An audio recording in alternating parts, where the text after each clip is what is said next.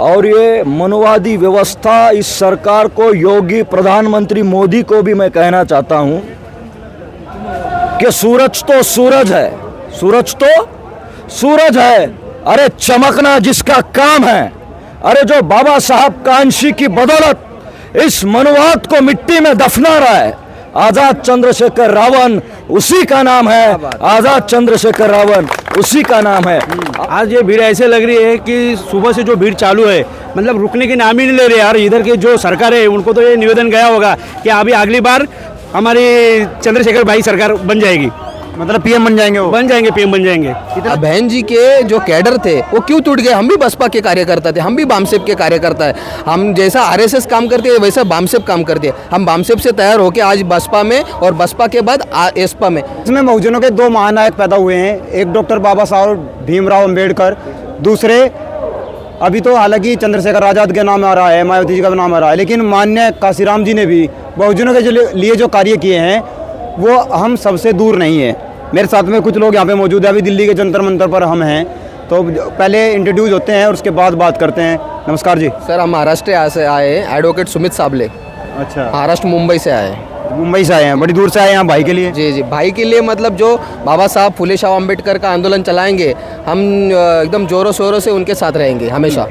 क्या कारण आपको नजर आता है, किस वजह से हमला हुआ होगा उनके ऊपर? भाई पूरे देश में जहाँ जहाँ अत्याचार होता है, अन्याय होते हैं, वहाँ पहुँचते और आवाज़ बन के खड़े होते। इसलिए जो लोग काम करते हैं, हम तो सोचते हैं भाजपा तो करती ही है, लेकिन जो लोगों को भाई पसंद नहीं है कि ये उभरता नेता है, उभरता तारा है, अगर ये बढ़ जाएगा तो हमारा भी अस्तित्व खत्म हो जाएगा, ऐसी मुझे कभी कभी सोच आती है कि ऐसे भी कोई लोग हो सकते हैं। क्योंकि उन्होंने आंदोलन जब भाई के ऊपर गोली चलाई तो उन्होंने एक छोटा सा निषेध भी नहीं किया, ट्वीट भी नहीं किया, कोई दिक्कत नहीं। भाई तो बोलते हैं कि जिन्होंने निषेध किया वो हमारे साथ है, और जिन्होंने नहीं किया और अम्बेडकरवादी काम करते उनको तो मैं अपना माँ बाप की तरह प्यार मानता हूँ, उनका प्यार।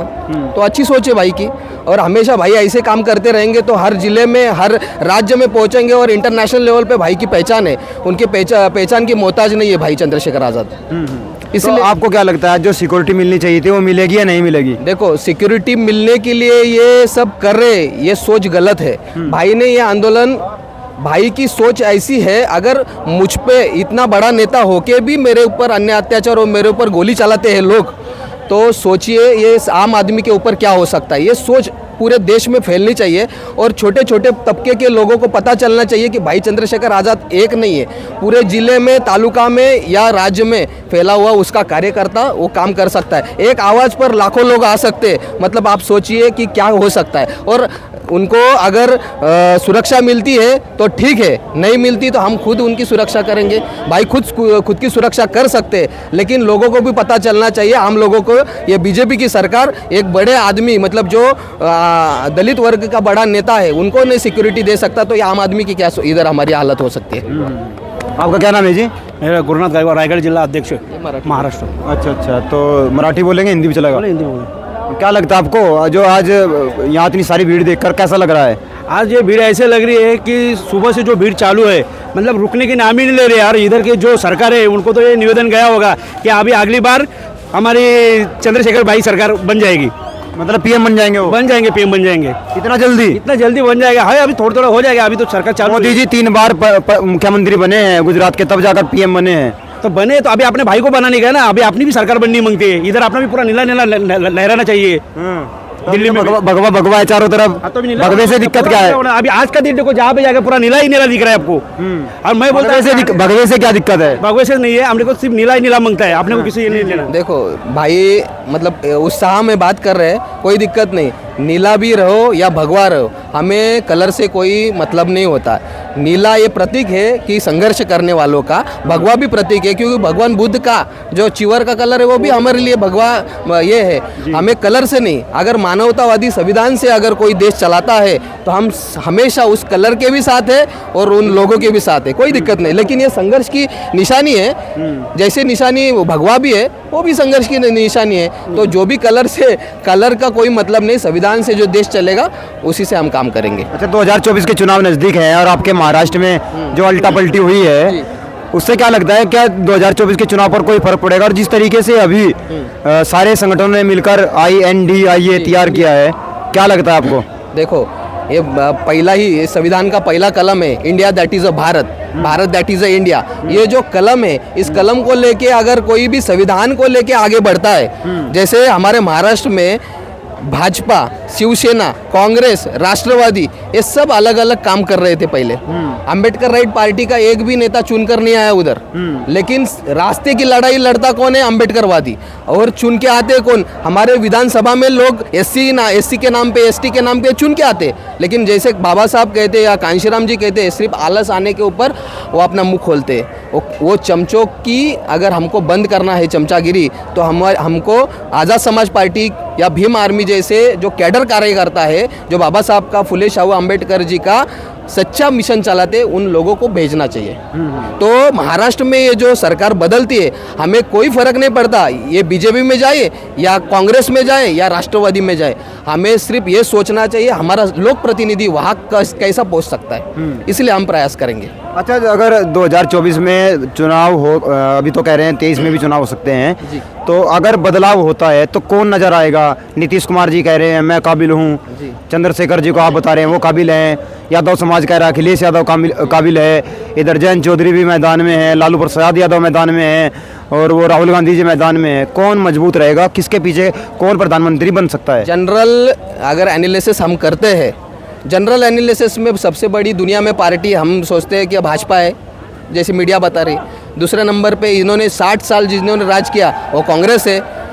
कांग्रेस ने आज तक जो अन्य अत्याचार किए, हमने उसका खिलाफ आवाज़ भी उठाया। कांशीराम जी बोलते समय जिसके साथ है हम उसका इस्तेमाल करना चाहिए, और हम ऐसी राजनीति करेंगे अगर वो राजनीति इस्तेमाल करने वाली, अभी जैसे भाई चंद्रशेखर आज़ाद जी के लिए अखिलेश यादव जी के खासदार आमदार इधर आए थे, MP MLA आए थे, जैसे चरण सिंह चौधरी के भी लोग आए थे। हमें उनका यूज़ करना आना चाहिए, और बड़ा अगर समीकरण बनता है वो कोई भी रहे, हम नाम नहीं लेते। और भाई चंद्रशेखर आज़ाद प्रधानमंत्री बनना चाहिए, मुख्यमंत्री बनना चाहिए, हमारी महत्वाकांक्षा है। आज ही बनेंगे ऐसा नहीं, लेकिन जब जब काम करेंगे हमारे छोटे छोटे तबके के लोग कैडर बनेंगे। जैसे बसपा में हम कैडर थे, लोगों को लगता है कि ये सब कैडर लोग नहीं है, हम खुद से, हमारे खुद के पैसे से आए, किसी ने हमको पैसा दिया नहीं। हम कैडर बनेंगे, गांव-गांव में हमारी शाखाएं होंगी, हम 100% हमारा प्रधानमंत्री बनेंगे, हमारे विचारधारों का। जी जी। अच्छा, बामसेप जो बनाया गया है, काशीराम जी ने पहले DS4 बनाया था, उसके बाद बामसेप बनाया, backward and minority communities employ federation. उसके बाद जिस तरीके से कैडर पूरे उत्तर प्रदेश में फैला और उत्तर प्रदेश की मुख्यमंत्री बहन कुमारी मायावती जी बनी, उसके बाद जो कैडर टूटा, अब उसके ऊपर आपको क्या लगता है क्यों मायावती जी फ्लॉप हो गई? कैडर होने के बावजूद भी देश में 2 पार्टियाँ ऐसी हैं जिनके पास कैडर था। एक तो भाजपा है, भारतीय जनता पार्टी RSS के रूप में उसके पास कैडराइज कार्यकर्ता हैं। दूसरी बहुजन समाज पार्टी थी, उसके पास बामसेप के रूप में प्रशिक्षित कार्यकर्ता हैं। अब तीसरे नंबर पर अगर बात करें तो आज़ाद समाज पार्टी है। हालांकि एक और है मार्क्सवाद लेनिनवाद वाले, वो भी कैडर की बात करते हैं।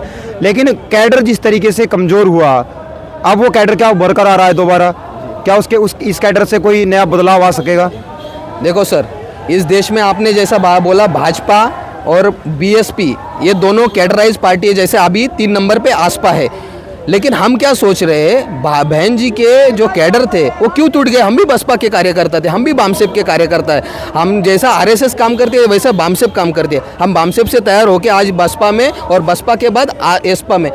अगर कहीं भी राजस्थान में के भाई हमारे साथ है, मध्य प्रदेश के भाई, जिधर जिधर आंदोलन या अत्याचार होता है उधर पहुंचने का काम चंद्रशेखर भाई अभी फिलहाल कर रहे हैं। आज तक आपने देखा होगा बाहर से समर्थन देके बसपा ने क्या किया है, खुद के आमदार खासदार, खुद के मंत्री अगर रहते तो कई लोगों के काम हो जाते थे, लेकिन हमने बाहर से समर्थन दे दिया। कांशीराम जी का जो एजेंडा था, हमें यूज करना है, हमारे लोगों को ऊपर लेके जाना है। क्या बसपा ने कांशीराम जी मान्य और कांशीराम जी के बाद वो काम किया है क्या?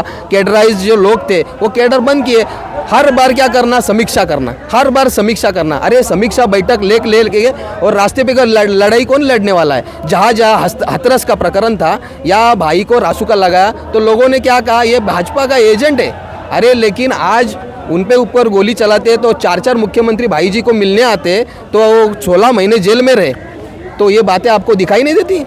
अगर उनका संघर्ष दिखाई नहीं देता तो वो संघर्ष आप देखेंगे, आप देख रहे लाखों की तादाद में लोग आ रहे हैं। ये देखिए ये एक पोस्टर है जिसके ऊपर डॉक्टर साहब का फोटो है, इधर मान्यवर कांसीराम जी का है, चंद्रशेखर आज़ाद हैं, इधर भगवान बुद्ध हैं, रविदास जी हैं, ज्योतिबा फुले हैं, ये साहू जी महाराज हैं, पेरिया स्वामी हैं, ये इनका कबीर साहब हैं, इनका दीवना भाना जी है। हाँ, हमारी सावित्री माता सावित्रीबाई शिक्षा की देवी और अब्दुल कलाम जी हैं, भीम आर्मी, भारत एक्सा mission, ASP Azad Samaj Party. और मैं कहूँगा अगर इनको आपने पढ़ लिया थोड़ा बहुत भी तो शायद आपका जो चक्षु हैं, जो आपके नेत्र हैं, वो खुल जाए। दूसरे नंबर पे मैं कहूँगा आपको पढ़ना चाहिए डॉक्टर साहब, बाबा साहब डॉक्टर भीमराव अम्बेडकर जी को। अगर इनको पढ़ लिया, हमारे को आज तक उल्टी सुल्टी बातें ही पढ़ाई जाती हैं, और मैं समझता हूँ कि भारत की शिक्षा की देवी जो हैं वो माँ सावित्रीबाई फुले हैं। और ज्योतिबा फुले ने जिस तरीके से संघर्ष किया और उनके ऊपर अत्याचार हुए, उस अत्याचार को आज उजागर करने की आवश्यकता है। हमें ज़रूरत है कि हम अपने लोगों को एकजुट करके उस चीज़ को समझाएं कि हमारे साथ क्या क्या हुआ है।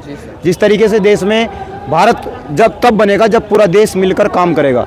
भारत तब बनेगा जब देश का बहुजन और पूरे देश का मूल निवासी मिलकर एक जगह खड़ा होगा, तब भारत बनेगा। यहाँ धर्मों की बात करने से, यहाँ जातियों की बात करने से भारत एकजुट नहीं होने वाला, ना भारत की ताकत बनने वाली है।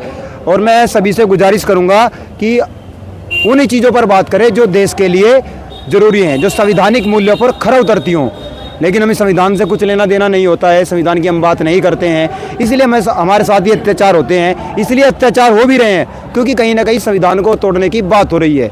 और ये ऐसा नहीं हो रहा है, पिछले कई हज़ार सालों से ऐसा हो रहा है कि दलितों के ऊपर, माइनॉरिटीज़ के ऊपर, अल्पसंख्यक जो है उनके ऊपर अत्याचार हो ही रहे हैं। और अत्याचार करने वाले कोई आदमी एक खास आदमी नहीं है। एक और भाई साहब हैं जी, उसी बारे में जो अत्याचार करते हैं और सामने से नहीं, भाई को सामने से दोस्त बोलते हैं और पीछे से खंजर खुपसते डालते खोपते, उनके लिए मैं एक शेर बोलना चाहता हूँ। मेरे दोस्त थे, उन्होंने शायरी बोली है, लेकिन बहुत अच्छी शायरी है।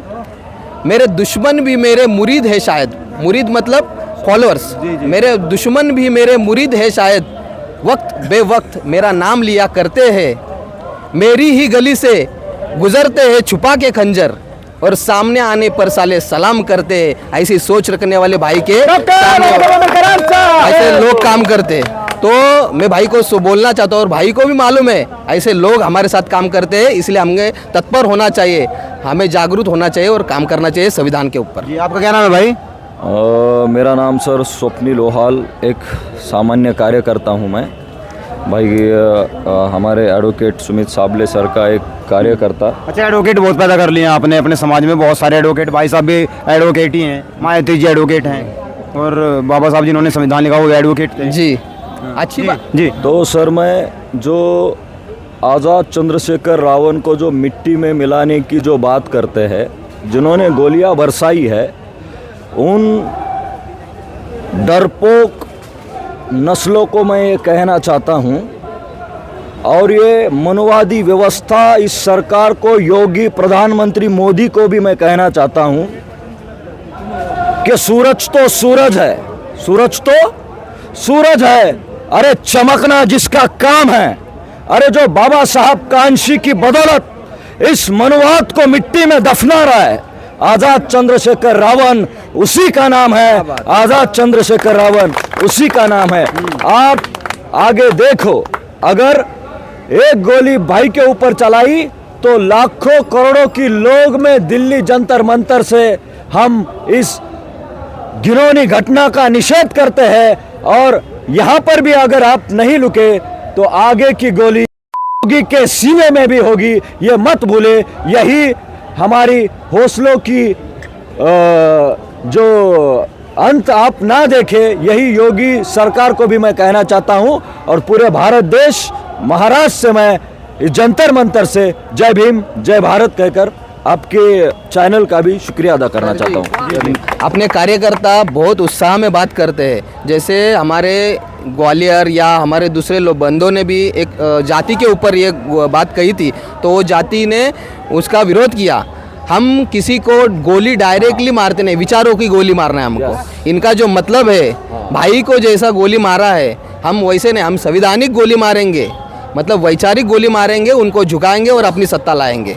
मतलब उसका कोई गैर समझ नहीं होना चाहिए, बात का बतंगड़ नहीं बनना चाहिए। इसलिए भाई चंद्रशेखर आज़ाद जी बढ़ेंगे, उनके साथ हम एकदम ठाम काम करेंगे। बहुत बहुत धन्यवाद आपका।